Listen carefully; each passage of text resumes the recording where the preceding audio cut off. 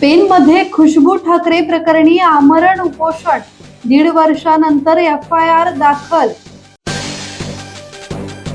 Pen तालुक्यातील आदिवासी युवती खुशबू ठाकरेच्या कथित चुकीच्या औषधोपचारामुळे झालेल्या मृत्यू प्रकरणी 1.5 वर्षानंतर अखेर गुन्हा दाखल करण्यात आला.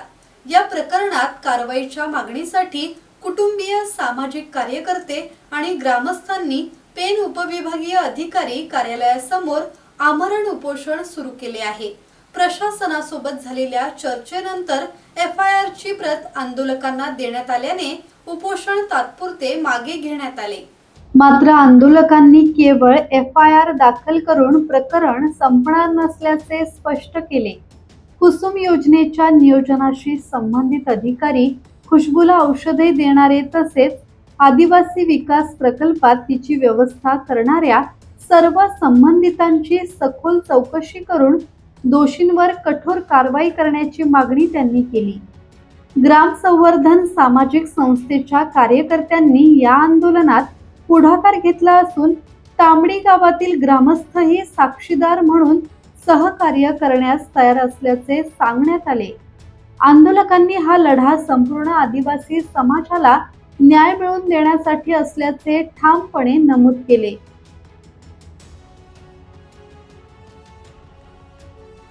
रायगड जिल्ह्यामध्ये सातत्याने आदिवासींवर होणारे अन्याय आहेत, अत्याचार आहेत, त्यांचं प्रमाण दिवसेंदिवस वाढत चाललेलं आहे.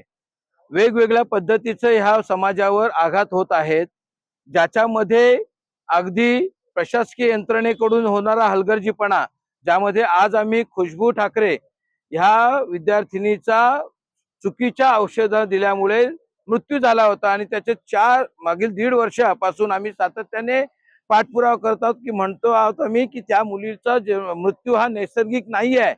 त्यानंतर आता FIR दाखल केल्याची FIR ची कॉपी आम्हाला प्रांत अधिकाऱ्यांनी दिलेली आहे. त्यामुळे आता FIR होऊन पूर्ण म्हणजे त्याच्यावर थांबायचं नाहीये आम्हाला, तर FIR मध्ये कुणाला इन्व्हॉल्व केलेलं आहे. कारण कुसुम योजनेचा जो काही अभियान ज्यांनी राबवला, त्यांनी त्याचे डिझाईन केलं, तिथपासून ते अगदी खुशबूला गोळ्या देणाऱ्या किंवा उपचार करणाऱ्या किंवा ज्या आदिवासी विकास प्रकल्पाच्या कार्यालयामध्ये खुशबूला आश्रमशाळेत ठेवलं गेलं, तिथल्या अगदी रेक्टर पर्यंत सगळ्यांची चौकशी होणं गरजेचं आहे ह्या FIR च्या निमित्ताने. किरण बांधणकर, संवाद मराठी लाईव्ह, पेन.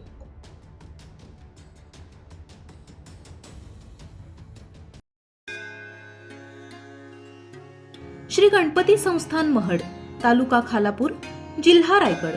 श्री वरद विनायकाच्या भक्तांसाठी भक्त निवासाची सोय, स्वच्छता आणि 24 तास गरम पाणी, CCTVची नजर. आगाऊ नोंदणीसाठी संपर्क करा 02192 26 69 12 72 76 47 38 54.